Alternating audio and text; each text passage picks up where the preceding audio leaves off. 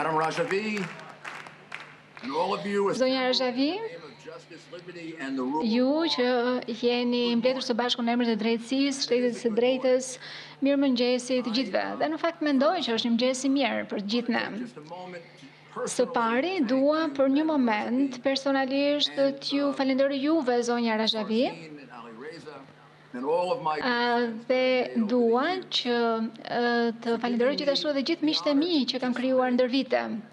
Ju kërkoj ndjes që nuk kam pasur mundësi që të vi fizikisht për të marrë pjesë në këtë aktivitet që është më i madh se sa të gjithë ne. Dhe është diçka që është më e rëndësishme pasi që çdo gjë tjetër që neve bëjmë. Dhe kjo është lufta për liri dhe për drejtësi. Pra, nuk është se ka shumë mundësi të tilla më të mëdha në jetë për të bërë diçka kaq të rëndësishme dhe kaq domethënëse. Dhe prandaj e vlerësojmë shumë punën tuaj që të bëni këtë punë të jashtëzakonshme.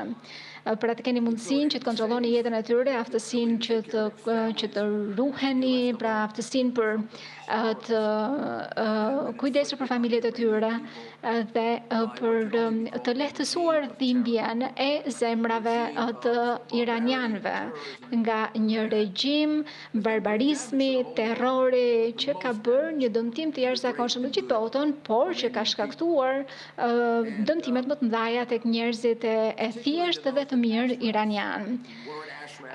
Veçanërisht për ata që i përkasin Ashrafit më parshëm dhe aktual. Pra, unë ju admiroj dhe besoj që flas në emër të kolegëve të mi, flas në emër të doktor Maria Ryan, pra domethënë kemi shpenzuar kohë bashk dhe më duhet të them që e ndjej veten sikur ju jeni antar familjes, do luftoj për juve ashtu siç luftoj për antarët e familjes time. Dhe si italo-amerikan ne kemi shumë për zemër të luftuarit për familjen tonë. Shpresoj fort që ne të vazhdojmë dhe të luftojmë së bashku. Unë ëndërroj për një taran ku ne gjithë mund të jemi së bashku, kur ju të më tregoni bukurinë e qytetit tuaj, kulturën, civilizimin dhe vërtet të ndërroj që Irani t'ia dalë që të vinë Shtetet e Bashkuara. Dhe mendoj që jemi shumë herë më pranë se sa kemi qenë ndonjëherë.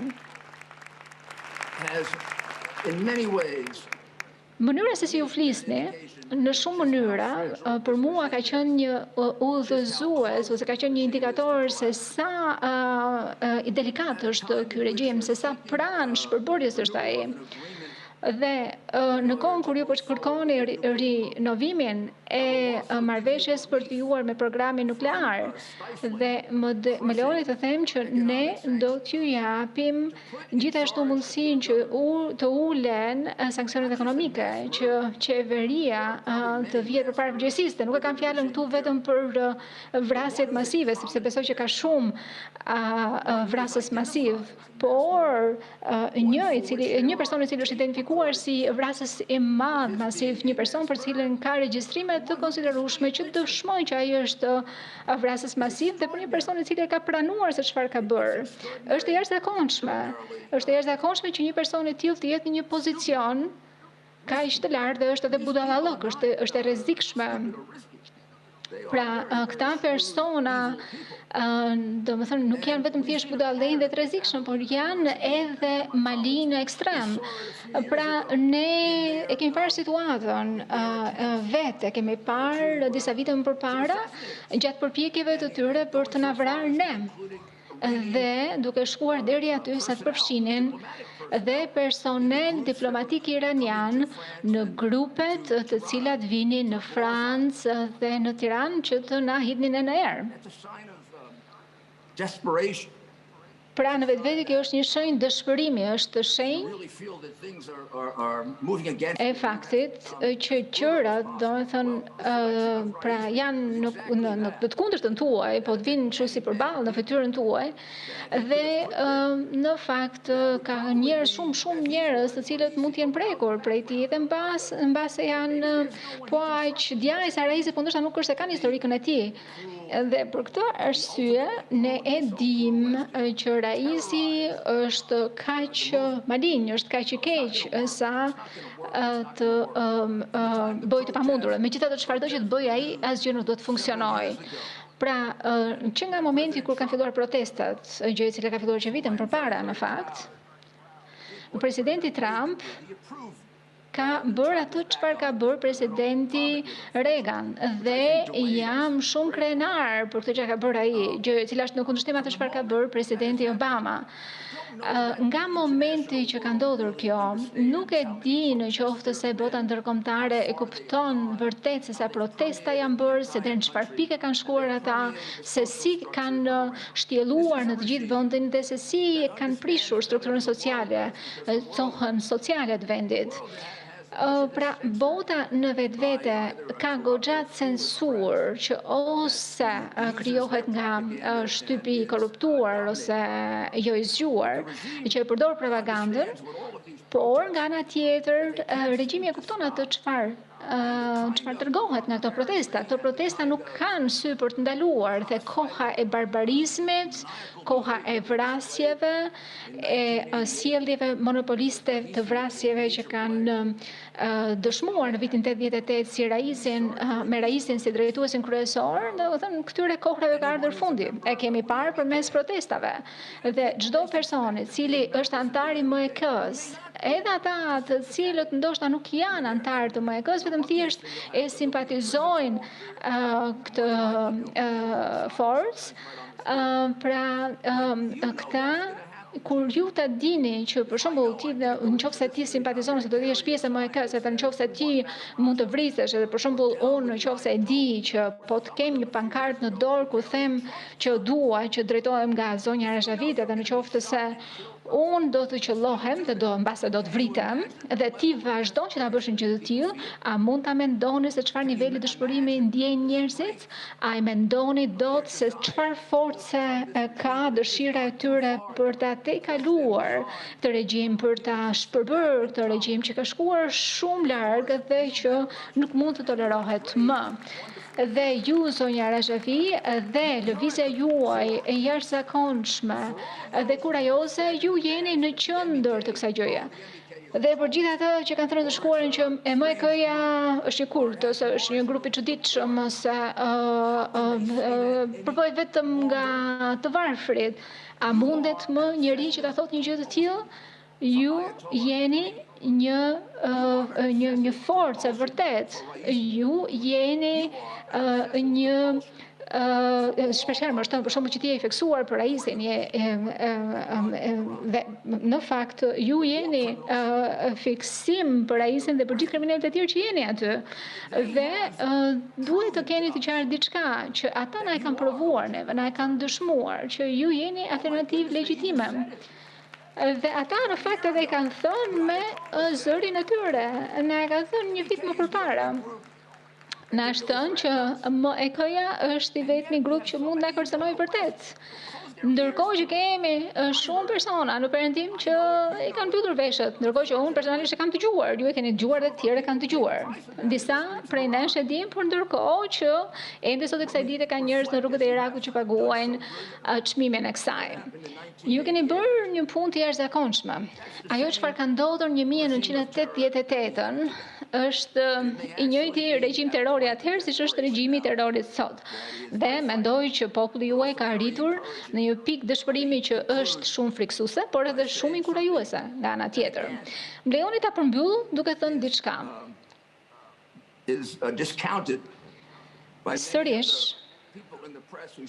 shpërfillet nga shumë persona nga shtypi.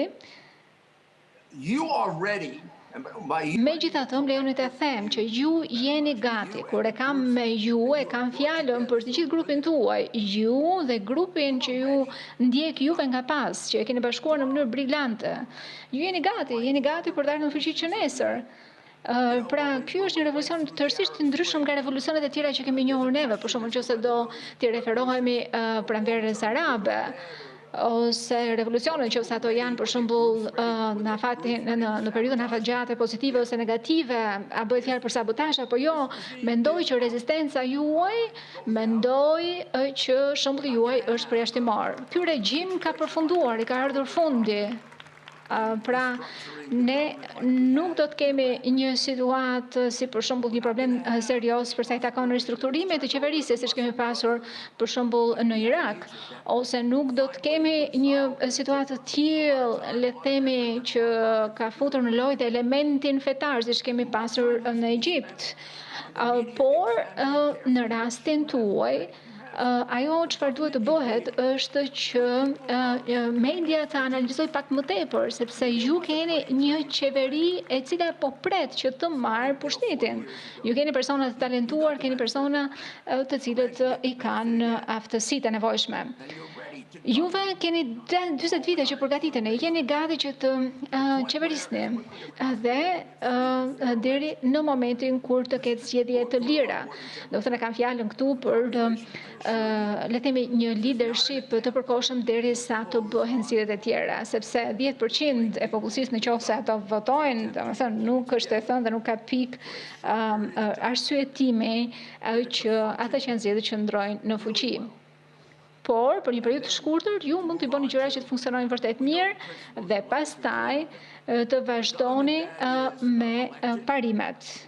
Pra, parimet janë që qeverisja të jetë e zgjedhur, kjo është demokracia, një qeverisje që do të jetë e drejtë për të gjitha gjenit, për të gjitha racat dhe për të gjitha fet. Ju do të keni lirinë e fes, po ashtu, dhe ju do të jeni jo bërthamor. Dhe një qeveri që kërkon që të rivendos, le të themi, Iranin në shinat e duhura, ne e shikojmë Iranin si një vend me talente të jashtëzakonshme, me kontribute të jashtëzakonshme për vendin dhe për gjithë botën. Dhe në rastin e Iranit, pra duhet që të sigurohemi që anarkia e 40 viteve të fundit do të përfundojë.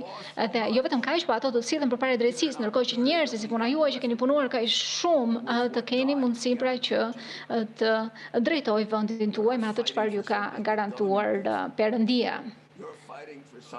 Ju po luftoni për diçka që ju ka dhënë Zoti, dhe ajo çfarë ka dhënë Zoti janë të drejtat, të liritë, shteti së drejtës, paqja dhe mundësia që fëmijët të rriten në paqe. Ne jemi shumë pranë në këtij momenti. Mënyra se si reagon regjimi